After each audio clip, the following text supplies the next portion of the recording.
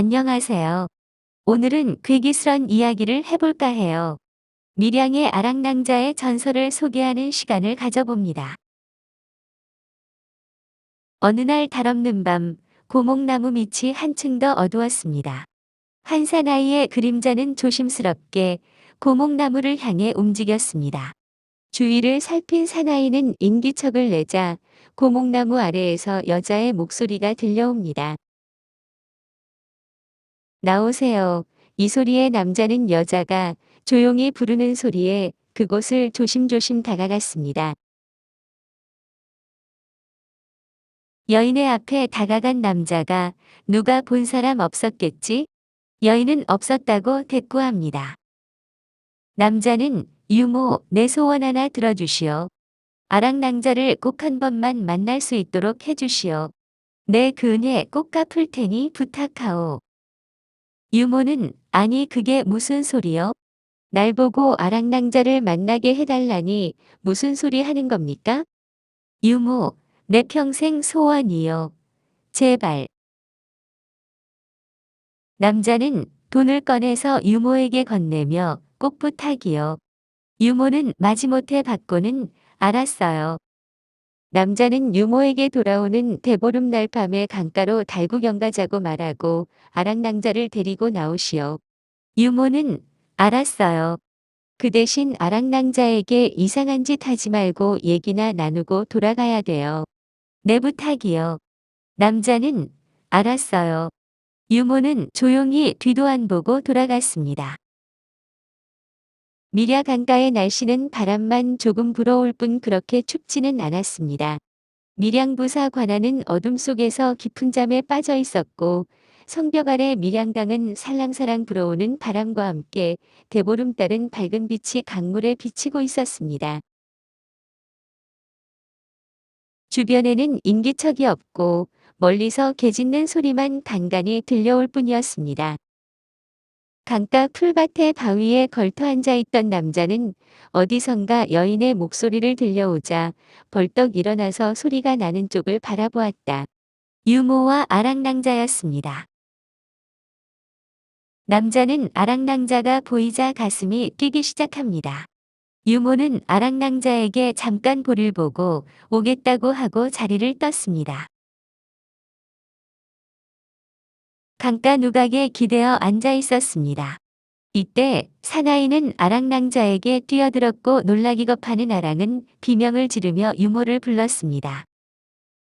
사나이는 아랑을 끌어안고 오래전부터 나는 낭자를 사모해왔소. 아랑은 내 몸에서 당장 떨어지시오. 사나이는 아랑에게 낭자, 내 평생 소원이요. 사랑하오 낭자. 아랑은 큰일 날 소리 마시오. 저리 비켜요. 있는 힘껏 사나이 품에서 빠져나오려 했으나 억센 사나이 품에서 빠져나올 수가 없었습니다.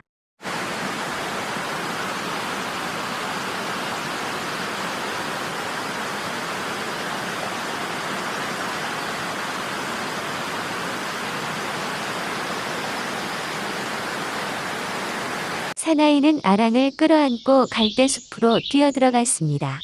아랑을 갈대숲에 뉘어놓고 사나이는 갑자기 험악해지더니 아랑에게 달려들었습니다. 아랑은 죽을 힘을 다해 몸부림치면서 옷은 찢어지고 사나이의 야욕에 아랑은 그만 실신하고 말았습니다. 사나이는 아랑에게 낭자 제발 내 소원을 들어주시오. 낭자 없이는 나는 죽은 목숨이나 다름없소이다. 차라리 낭자를 죽이고 나도 따라 죽을 것이요. 아랑은 아니요. 죽어서도 안니되오. 사나이는 비수를 꺼내 들고 험악하게 다구쳤습니다. 사나이는 아랑에게 낭자 이래도 내 뜻을 모르겠소? 죽기 싫으면 내 말대로 하시오. 아랑은 새파랗게 질리면서 온몸의 힘이 쭉 빠져버렸습니다. 아랑은 야욕에 눈이 어두운 사나이를 당해낼 도리가 없었고 아랑은 차라리 이를 악물고 눈을 감아버렸습니다. 사나이는 아랑에게 낭자 이 몸의 소원을 들어주시는 거지요? 사나이는 아랑을 다시 안을 자세를 취하자 순간 정신이 번쩍 든 아랑은 결사적으로 몸을 일으켜 달아나기 시작합니다. 유모를 부르며 달아나는 아랑은 뒤쫓아오는 사나이에게 붙잡혔습니다. 사나이는 넘어진 아랑의 가슴에 비수를 여러 번 찌르고야 말았습니다. 19의 어여쁜 나이에 굽이굽이 흐르는 남천 강기슭 갈대 사이에서 비참하게 죽어갔습니다.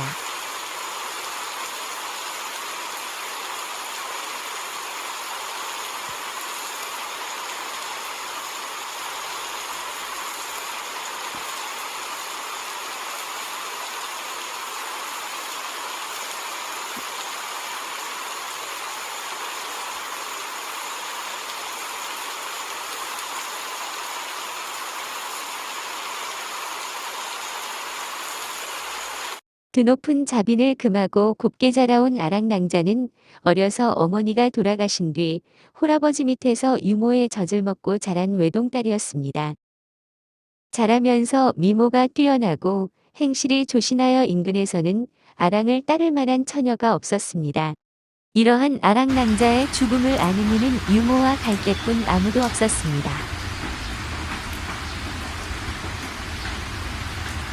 사랑하는 딸을 잃은 부사는 딸을 안고 슬픔도 안고 밀양을 떠나게 되었습니다. 비명의 죽은 딸을 생각하며 영남루를 떠나는 부사에게 영남루는 무심히 말이 없었습니다.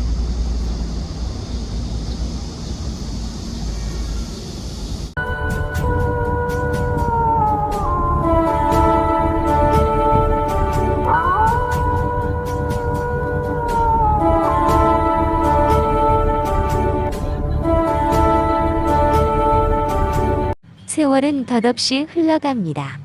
밀양사또의 딸이던 아랑의 실종도 사람들의 입에서 뜸해졌으나 밀양읍 부사로 신임해오는 사람마다 이 관아에서는 귀신이라도 붙었는지 부임 첫날부터 그날 밤이면 죽고 마는 것입니다. 이러한 비극적인 사건이 여러 차례 일어나자 밀양읍 내에서는 괴이한 일이라며 사람들은 저마다 공포에 떨고 있었습니다. 죽은 아랑의 귀신이 새로 부임하는 사또마다 그 혼백을 잡아간다는 것입니다. 그래서 밀양으로 사또 부임을 거부하는 사태까지 일어나고 있었습니다. 밀양 관아는 있어야 할 주인은 없으니 점점 퇴락해 가고 있습니다. 아전들과 관노들까지도 밤에는 관아에 머물러 있기를 주저하고 있습니다.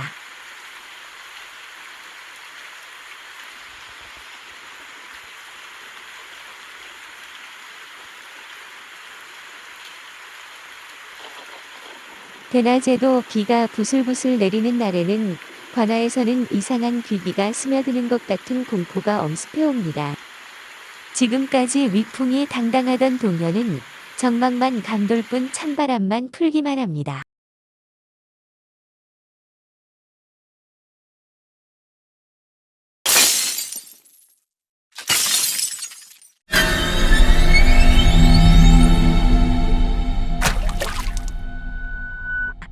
그러던 어느 날 무서움을 모르는 당당한 사람이 자신이 자청에서 밀양사또로 부임해 왔습니다.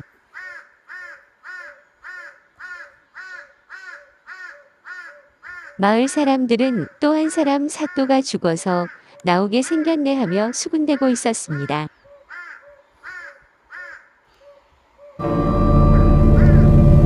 아랑낭자가 죽은 뒤부터 이러한 일이 계속 일어나자 민심도 흉흉해지고 있습니다.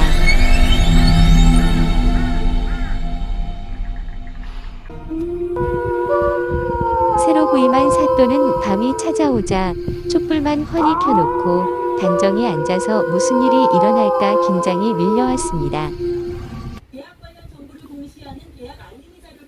밖에는 달이 환히 비추고 있고 오늘따라 더욱 추위를 느끼고 있었습니다.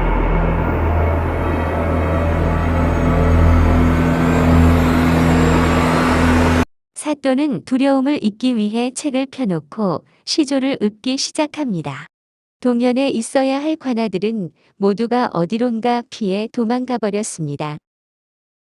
깊은 밤이 되자 후련히 한 줄기 회오리 바람이 술렁거리듯 일어나면서 갑자기 촛불이 꺼져버리는 것이었습니다.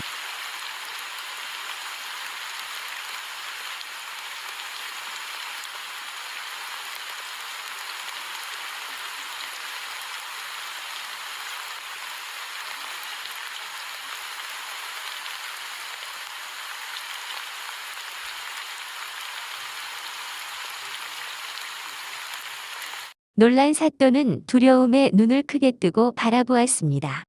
아무리 강심장이라도 이러한 상황에 처하면 두려움과 공포를 느끼게 될 겁니다.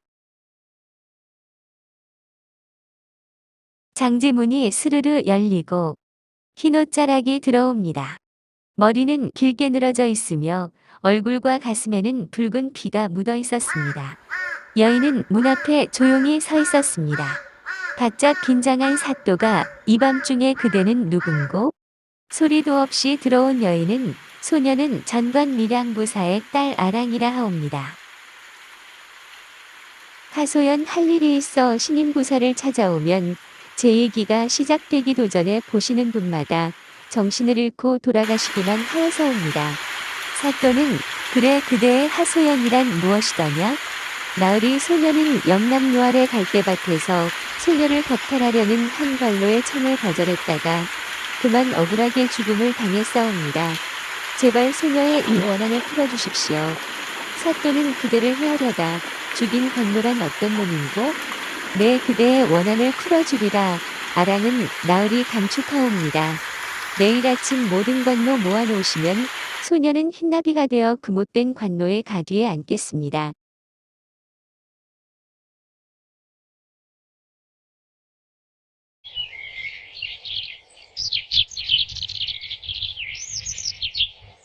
사또는 아랑낭자 내 그대의 뜻을 이루어 주리다. 그만 물러가거라. 부사의 말이 끝나기 무섭게 아랑의 그림자는 연기처럼 살포시 사라졌습니다. 사또는 괴이한 일이로구나. 혼잣말처럼 되뇌었습니다. 드디어 날이 밝았습니다. 사또는 관아의 앞마당의 아전과 관노들을 모두 집합시켰습니다.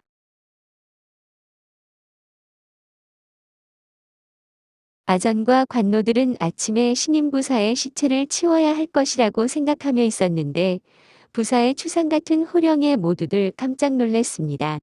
신임부사의 귀신의 소리라고 도망하는 관노들도 있었습니다. 어리둥절하던 관노들은 이번 사또는 안 죽었네 하며 모두들 수군덕거렸습니다. 사또의 불호령이 떨어지자 제정신으로 돌아온 그들은 동원마루에 높다랗게 앉아서 집합한 관노들을 훑어보았습니다. 사또는 아랑을 죽인 범인을 찾느라고 주위를 둘러보았습니다. 이때 한 마리 흰나비가 하늘거리며 나라와 어느 관노의 가뒤에 앉았습니다. 사또는 네 이놈. 사또의 불같은 호령은 천지를 진동시켰습니다. 사또는 네 이놈 바로 전관부사의 딸 아랑의 몸을 노리다가 죽인 놈이렸다. 어서 엎드려 속죄치 못할까? 범인 관노는 새파랗게 질려 땅에 엎드렸습니다. 사또는 온몸을 떨며 이미 사경에 든 범인 관노의 가뒤에서 한 마리의 흰나비가 하늘거리며 영남루 쪽으로 날아갔습니다. 사또는 아랑의 시체를 찾아서 후히 장사를 지내주고 영남루 밑에 낭자의 절개를 칭송하며 그 혼백을 위로하는 사당까지 지어줬습니다.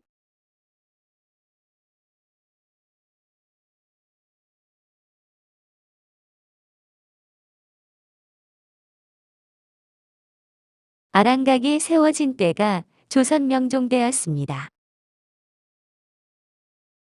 많은 세월은 흘러갔어도 영남의 처녀들은 4월 보름이면 이곳 아랑가을 찾아와서 처녀들의 기쁨과 슬픈 사연을 호소하며 그들의 소원이 이루어지기를 빈답니다.